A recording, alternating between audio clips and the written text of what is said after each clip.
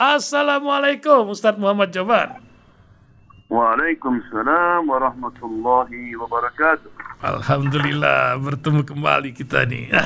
Luar biasa Ustadz Muhammad Joban ini di Amerika ini. Kita ini nggak habis pikir itu ya. Kalau di sini tuh kena pistol ditangkap salah atau benar 5 tahun paling enggak tuh ya.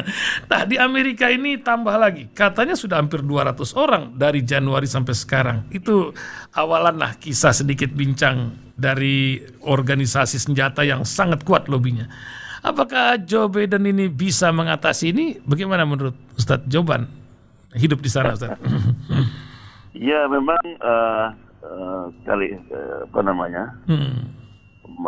masyarakat Amerika juga tambah seram, tambah kaget.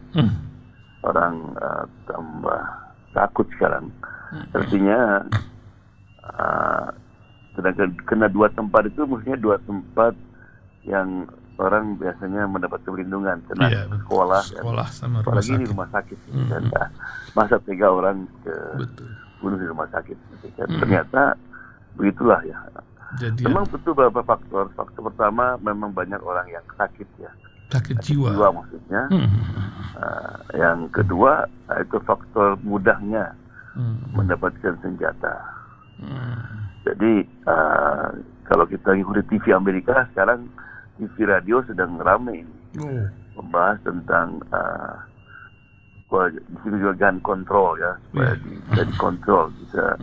Karena mereka juga melihat kepada negara-negara lain itu selalu ada perubahan undang-undangnya tentang. Namun demikian ya kembali kepada yang saya sampaikan minggu lalu. Jadi kedudukan jabatan itu kuat sekali untuk dipertahankan.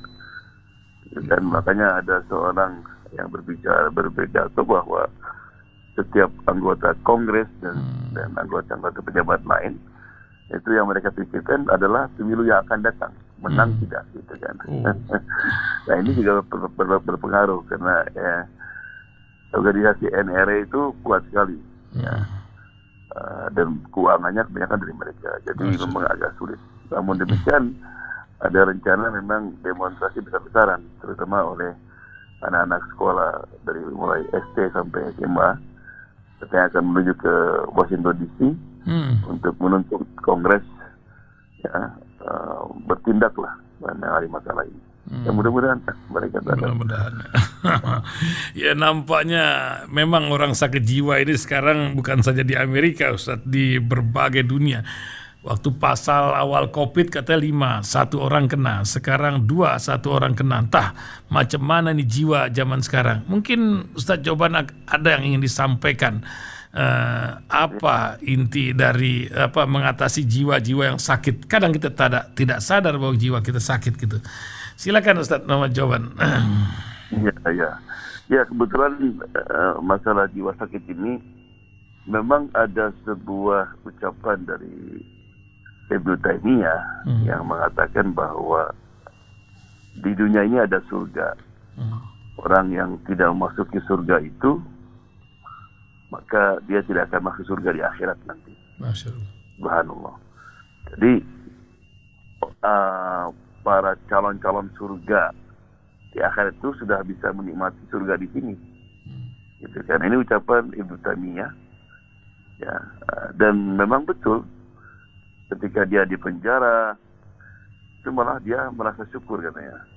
Saya tuh nulis buku namanya Fatawal Kubro, tamat-tamat ya, karena dia sibukkan di luar ngajar sana sini, dakwah sana sini. Sekarang ada kesempatan sehingga dia bisa menyelesaikan bukunya ketika di penjara. Demikian juga kalau kita lihat dengar Buya Hamka, Tafsir Al-Azhar, gitu kan.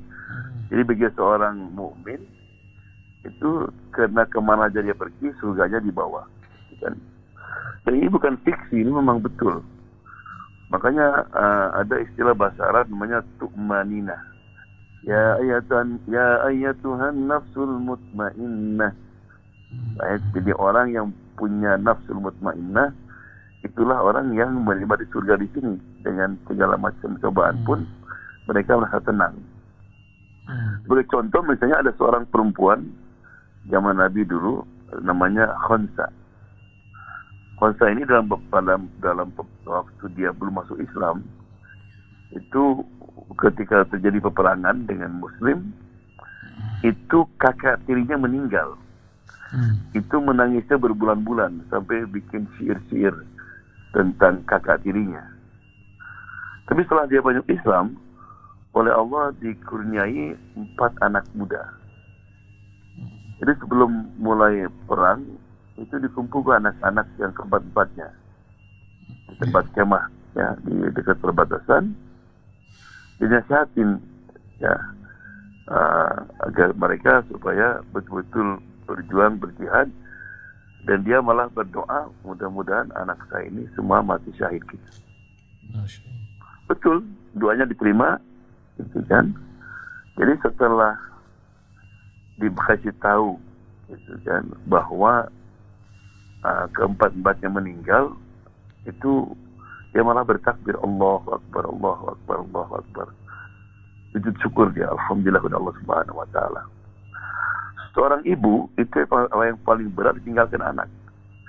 Saya ditinggalkan istri, ditinggalkan suami, ditinggalkan orang tua, memang berat, tapi tidak seberat tinggalkan anak. Bayangkan anak tiri saja dulu itu sampai berbulan-bulan sedihnya. Ini anak sendiri. Nah, kenapa? Itulah yang disebut dengan surga dunia. Mempunyai ketenangan. Karena itu maka masalah ini penting sekali, ya, untuk mendapatkan nafsul mutmainnah itu kita ketahui bahwa ada 3 nafsu. Nafsul ammarah, nafsul lawamah, dan nafsul mutmainnah. 3-3-nya ini ada pada setiap orang. Yang pertama nafsul ammarah, memang Allah yang menempatkan itu. Nafsu yang selalu ingin berbuat kejahatan. Inna nafsa la ammaratum bisu. Dalam surat Yusuf kan, nafsu itu la ammar, selalu mengimbau, menyuruh orang berbuat buruk, su, gitu kan. Namun nafsu ini kita perlukan, karena kalau nggak ada nafsu ini, kita nanti orang bisa banyak yang mati, karena nggak nafsu makan, nggak nafsu tidur, ya. Kalau dia kawin malah maka dipandang aja istrinya kan, ya, nggak ada nafsu. Juga kalau nggak ada nafsu, nggak ada radio ini, nggak ada HP, right? Semua itu karena ada ambisi manusia. Nah, tugas kita adalah mengarahkan nafsu itu. Nah, gitu kan. Jadi misalnya kalau kita tidur, ya di Indonesia alhamdulillah gampang. Di sini itu subuh itu jam 3:30 subuh sekarang ini. Ya. Nah, salat isya itu jam 11 malam, gitu kan. Nah ini kalau kita ingin ikuti nafsu, wah gimana? Baru tidur misalnya kita jam 12 kadang-kadang, jam 3 mesti bangun. Apalagi kalau orang suka puasa Senin Kamis. Ya kata nafsu apa? Apa-apa, nanti takban, lagi capek. Saya besok mau kerja lagi. Allah Ghafur Rahim, gitu kan. Kalau mau sedekah, demikian juga. Nah, jadi karena itu maka kita mesti berjuang. Nah kalau kita bisa melawan nafsu ini, setiap kita nggak turuti setiap yang diinginkan, ya, nah itu akan menimbulkan nafsu kedua, namanya nafsul lawamah, nafsu yang menyesal, yang mengutuk. Jadi setiap kita berbuat buruk, itu mulai menyesal dan mengutuk kenapa. Nah itu bagus ya. Jadi kalau kita ini ingin tahu misalnya nafsu kita ini masih nafsu yang paling bawah tadi, nafsu amarah atau nafsu lawamah. Gimana reaksi kita kalau kita setelah berbuat dosa? Bisa tadi kita kesiangan subuh. Kalau kita tenang saja, saya kesiangan katanya. Nah, itu berarti kita ini masih nafsu yang paling rendah, itu bahaya. Tapi kalau kita sampai, ya Allah, kenapa? Kunaun. Allah, tadi saya kesiangan. Itu bagus itu. Atau ada seorang suami bohong sama istri, gitu kan? Terus bilang, aduh nyesel saya, kenapa bohong sama istri? Tapi kalau bilang, tahu gak, saya bohong istri saya, dia percaya sama saya. Itu bahaya, right? Nah, kalau nafsul lawama ini diteruskan, ya, ditingkatkan terus, ya, dia berbuat menyesal tobat, dan nanti akan lahir nafsul mutmainnah, nafsu yang tenang. Makanya ketika meninggal Allah mengatakan, ya ayatuhan nafsul mutmainnah irji'i ila rabbiki radiyatan mardiyah. Kembalilah kepada Tuhanmu, radiyah, dengan ridho. Artinya tanda orang itu mempunyai mutmainnah, dia selalu ridho dengan hukum Allah Subhanahu wa taala. Itu kan yang diharamkan tinggalkan. Ya, karena di antara penyakit iblis yang Allah kutuk itu aba wastakbar. Dia menolak hukum Allah Subhanahu wa taala. Jadi kalau orang menolak hukum Allah, ya dia meskipun dia beriman kepada Allah Subhanahu wa taala, itu imannya iblis. Ya. Perempuan misalnya nggak mau pakai hijab, itu kan berarti di imannya iblis. Nah, pernah saya ada orang bertanya, perempuan gitu kan, jadi dia masya Allah dia salat, dia puasa, gitu kan. Saya tanya, Bu, yang memerintahkan untuk salat siapa? Allah. Perintahkan untuk puasa Allah, haji Allah, untuk pakai hijab diam sebentar Allah juga. Ibu boleh pilih, Bu, misalnya, ya Allah, salat saya mau, puasa mau, tapi hijab saya nggak mau. Bisa nggak begitu? Berarti itu ada sakit jiwa berarti.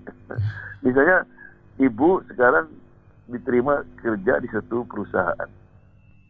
Ibu bilang saya setuju dengan semuanya, dengan gajinya, tapi saya nggak mau pakai baju uniform. Atau saya nggak mau datang jam 8, saya bisa datang jam 11. Apa kata bos? Ibu ini penyakit apa katanya kan? Makanya orang tanda-tanda orang punya nafsul mutmainnah, yang pertama dia ridho dengan hukum Allah Subhanahu wa taala. Yang kedua dia dengan ridho dengan pembagian Allah Subhanahu wa taala. Baik. Yang ketiga dia tidak takut dengan masa depan. Baik, karena dia lebih percaya ada apa yang ada pada tangan Allah, bukan pada tangannya. Lagi itu ada kisah lucu. Syekh Hasan Basri lagi duduk di rumah, ada yang ngetuk. Terus saya bilang sama pembantunya, coba siapa itu? Dibuka, ada orang minta-minta kan ya. Nah, kebetulan di rumahnya ada 10 telur. Dibilangnya sama pembantunya, kasihkan telur semua sama dia. Dikasihkan, tapi kenapa pembantu diambil satu? Itu kan, diambil satu. Udah, setelah dikasihkan, kita beberapa menit gitu, ada yang ngetok. Dibuka sama pembantunya. Waktu dibuka, ada orang ngasih telur, ya, dalam kresek itu. Jadi, siapa kata ini murid Ustaz gitu ya, kasih telur. Hitung katanya. Loh kenapa? Hitung. Setelah dihitung 90. Kata Syekh Hasan Basri, kamu tadi kasihkan berapa ke orang miskin tadi telur itu? Kasih semua enggak? Enggak katanya. 9. Rugi kamu katanya. Kalau tadi kasih 10, kita dapat 100. Ya, jadi orang yang punya nafsul mutmainnah itu dengan keadaan bagaimanapun yang terjadi di alam ini, dia akan tenang. Karena Allah berfirmankan, ala inna bi dzikrillah tatmainnul qulub. Ketahui dengan mengingat Allah, hati akan tenang. Jadi orang yang kena penyakit jiwa, yang sampai bunuh diri, bunuh orang lain, itu kena hatinya nggak tenang. Kenapa? Karena nggak ada hubungan dengan Allah Subhanahu wa taala. Gitu kan. Secara praktek begini. Jadi kita kalau misalnya, nah ini juga kembali kepada zikir ya. Kenapa? Zikir yang sebenarnya itu memang bisa menenangkan. Tapi ada orang zikir kok nggak tenang misalnya. Saya pernah kisahkan dulu ada orang Amerika, Gitu. Dia selalu belajar sama saya. Setelah 5 tahun minta dicarikan jodoh. Saya bilang oke, gak, saya ingin orang Indonesia kan. Oh boleh. Terus saya kontak istri saya dapatkan temannya dulu, orang Haurgelisnya. Akhirnya mereka jadilah kawin. Itu sebelum kawin tinggal di rumah mertua saya. Mertua saya itu punya musola gitu. Itu kalau maghrib sampai isya nggak mau diganggu. Ya, zikir. La ilaha illallah, la ilaha, there is no God but Allah. Jadi mertua saya kadang-kadang apa namanya? Kok itu dia lebih bingung, dia lebih lagi. Iya, penasaran gitu. Dia tanya, kamu kok kalau zikir itu kok bisa nikmat gitu, nggak mau diganggu. Saya kalau dikit kadang-kadang ingat utang, ingat macam-macam. Dia bilang saya ini dulu happy sekali. Jadi saya suka fly kadang-kadang pakai ganja, pakai minum apa sabu-sabu gitu. Sekarang saya fly juga kan ya, tapi dengan zikir. Karena zikirnya, nah ini penting sekali, bukan dengan lidah saja. Zikir dengan lidah saja itu bahaya. Ya, zikir dengan hati. Jadi kalau misalnya orang lagi bingung gitu kan, kita baca Allahumma ya Mughith, ajibni ya Rahman ya Rahim. Itu ya Ghafur ya Wadud, sambil mengetahui artinya, itu akan terbuka hati. Ya, orang misalnya punya penyakit, dia berzikir ya Fattah ya Alim. Itu timbul harapan. Kenapa? Karena kalau semua pintu tertutup, ada Al-Fattah. Itu maksudnya. Yang Fattah ya Alim. Makanya dulu ada seorang ustadz, dia senang ini suka melihara binatang-binatang itu, diantaranya burung. Burung yang bisa ngomong. Burung biau ya. Iya. Ya udah. Nah, burung diajarin zikir. La ilaha illallah Muhammad Rasulullah. Astagfirullah. Kalau datang, ya la ilaha illallah Muhammad Rasulullah. Subhanallah. Burung lucu kan. Tapi rupanya dia habis kasih makan lupa nyari itu pintunya terbuka, rupanya ada kucing.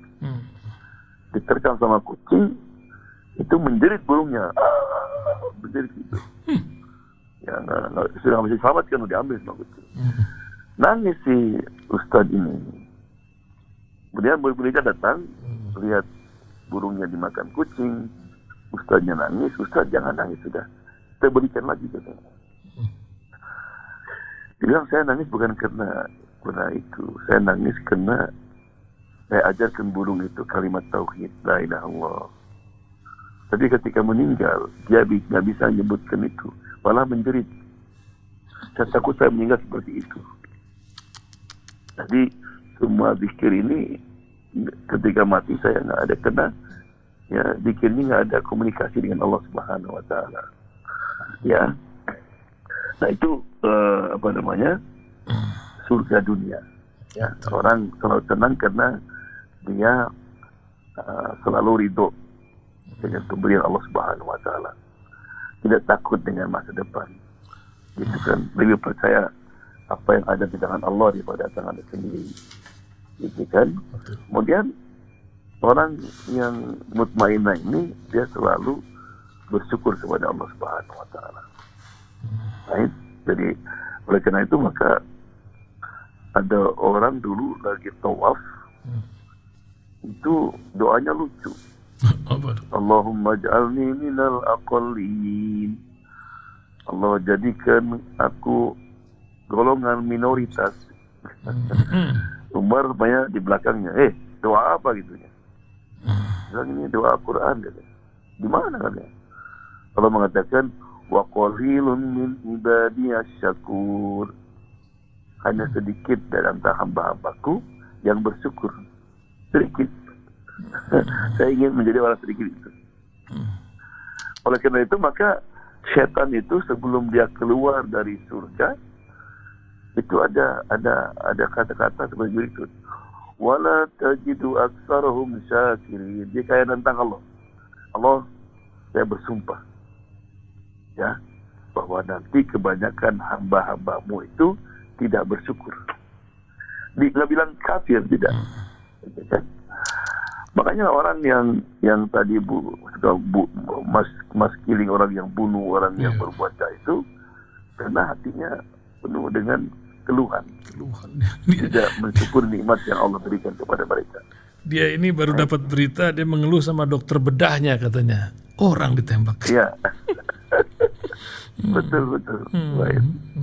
Karena Allah itu berjanji kan, la in syakartum la azidannakum. Kalau kita bersyukur Allah akan tambah. Nah, syukur ini kan ada 3. Syukur dengan lidah, yaitu dengan membasahkan lidahnya dengan mengucapkan alhamdulillah. Alhamdulillah. Kemudian menampakkan ceria selalu. Karena orang yang mutmainnah itu kalau kita ketemu selalu senyum dia. Senyum, gitu kan, gembira. Gitu kan? Yahsabuhumul jahilu agniya. Malah orang sangkanya kaya dia. Mungkin orangnya miskin. Tidak kelihatan. Gitu kan? Yang kedua, dia selalu bersyukur dengan hati. Bagaimana syukur dengan hati? Yang pertama, selalu hatinya merasa ridho dengan pemberian apapun. Ini isi saya alhamdulillah, ini rumah saya alhamdulillah, ini kerjaan saya alhamdulillah, gitu kan. Yang kedua, hatinya mengakui bahwa semua nikmat dari Allah Subhanahu wa taala. Jadi enggak ada rasa sombong, rasa bangga itu enggak ada. Yang terakhir, dia bersyukur dengan anggota badannya. Yang pertama, dengan menggunakan semua anggota badan ini untuk mencapai keridhaan Allah Subhanahu wa taala. Karena semua anggota badan ini terserah kita. Misalnya mata, apa fungsi mata? Kalau hanya melihat, kambing juga melihat, gitu kan. Nah, ketika kita melihat sesuatu yang halal, malah kita kalau kita memandang Quran, memandang isi kan ibadah, digunakan seperti itu, maka kita bersyukur. Yang terakhir, fa'amma bi ni'mati rabbika fahaddits. Dia selalu ingin share nikmat apapun yang Allah berikan kepada dia. Kalau dia punya ilmu, dia ingin mengajar orang lain. Dia punya harta, dia ingin bagi orang lain. Punya keahlian apapun, dia selalu mimma razaqnahum yunfiqun. Jadi itulah surga dunia ya. Jadi surga dunia ini dicapai dengan nafsul mutmainnah. Setelah seseorang bisa mengalahkan nafsul ammarah, kemudian nafsul lawamah. Jadi mudah-mudahan itu termasuk ketika meninggal nanti kita dipanggil oleh Allah dengan ya ayatuhan nafsul mutmainnah. Amin insyaallah. Amin. Waduh, luar biasa Ustadz Muhammad Joban. Mudah-mudahan Allah mengingatkan kita semuanya akan lebih bersyukur dan lebih khusyuk dalam beribadah. Terima kasih Ustadz Muhammad Joban pagi hari ini. Mudah-mudahan Allah memberikan manfaat, dan sholat Isya masih lama di sana Ustadz. Malam kali ya. Lama ya, Maghrib aja belum ya. Jadi antara Isya sama subuh itu pendek sekali gitu Ustadz. Pendek ya. Jadi kalau musim panas pendek ya. Oh, gitu. Kalau musim dingin sebaliknya gitu. Untung tidak bulan Ramadan. Tapi ya perjuangan ya. Perjuangan insyaallah. Terima kasih Ustadz Joban. Syukron kasir. Semoga pendengar dapat sebuah ilmu, berita dari langit kita bilang gitu. Assalamualaikum Ustadz Muhammad Joban. Waalaikumsalam warahmatullahi wabarakatuh.